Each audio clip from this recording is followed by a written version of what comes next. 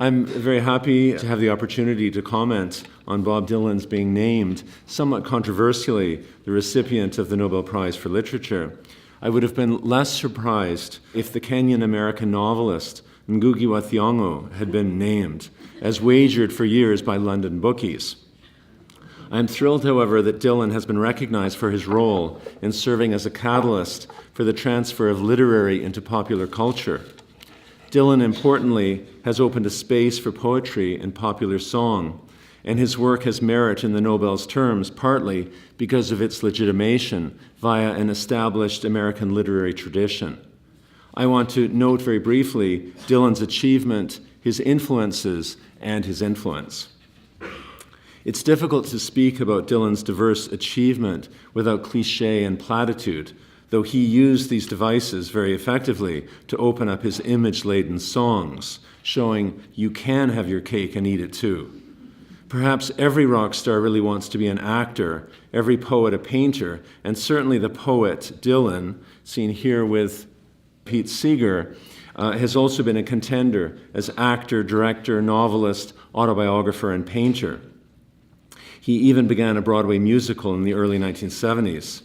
Dylan extended Moon June pop lyrics, the declensions of Love Me Do and She Loved You, into evocations of Columbus's arrival in America, wrongful imprisonment, and the plight of immigrants, denunciations of xenophobia and military arrogance, and love songs to death at heaven's door. It's no small matter to score a hit single with references to Leviticus, Deuteronomy, and Sodom and Gomorrah, while still facing every aging rock star's nightmare, being outsold by your son's band. Moreover, pop songs still survived, and while this may be crazy, lovers still say hello from the other side, and here's my number, call me baby, and still write silly love songs. And as we know, haters still just want to hate, hate, hate.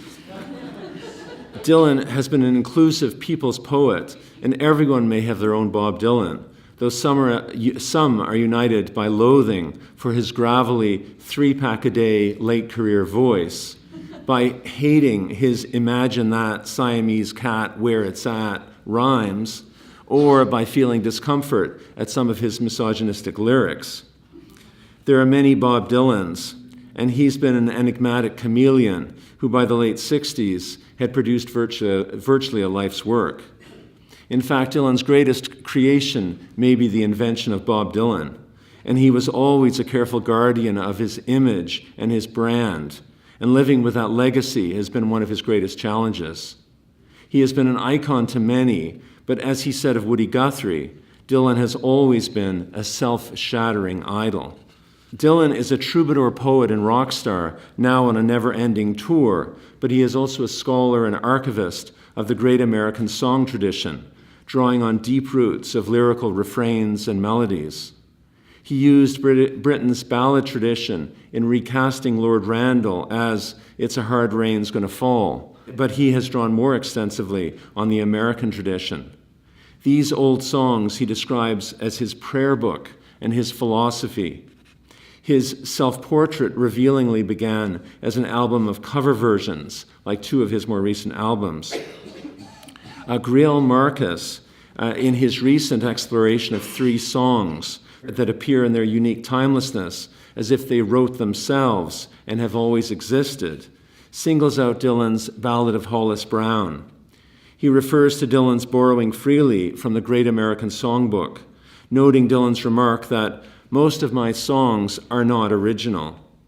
Even his greatest songs' melodies, however simple, draw on often mournful roots in the trance melodies of the blues, the gospel tradition, and Du Bois' sorrow songs, the musical inheritance of the transit across the Black Atlantic. Dylan's early socialist hymns, like those of Guthrie and Pete Seeger, are rooted in the legacy of a collective tragedy of dispossession, his own American Wretched of the Earth. Dylan also, however, drew on the work of the beat writers, making Allen Ginsberg, on the left here, something of a video star. Dylan thus participated in the mainstreaming of popular culture and also the mainstreaming of literary culture. As Robbie Robertson writes in his recent autobiography, Dylan shared the Beats' artistic fearlessness with a lyrical and sometimes literal disrobing. He embraced the trans or Pan-American epic of Jack Kerouac, especially in his hymn-like Sad-Eyed Lady of the Lowlands. He shares Kerouac's preoccupation with outlaws, eccentric prophets of the open road, and Dharma bums. In this, he also embraced the love affair with America we find in Walt Whitman's Long Lines, of which Ginsberg would make a career. From William Burroughs, Dylan borrowed the cut-up, slicing and dicing text into collage. His intertextual borrowings from the British-American tradition via France and Tangier and from the French symbolists lead us indirectly and lastly to that elementary penguin singing Hare Krishna in John Lennon's I Am the Walrus. And this is not John Lennon, it's George Harrison. Over and above a possible introduction to reefer madness, Dylan influenced the Beatles to shift from Twist and Shout to Strawberry Fields and A Day in the Life. Lewis Carroll also helped, of course, as did literary critic F.R. Leavis, who taught one of Paul McCartney's teachers. But Dylan allowed the Fab Four to embrace late modernist or teenage angst-ridden alienation in songs like Nowhere Man, The Fool on the Hill, and Your Blues. It was his profound influence on the Beatles that perhaps even more than Like a Rolling Stone extended Dylan's impact.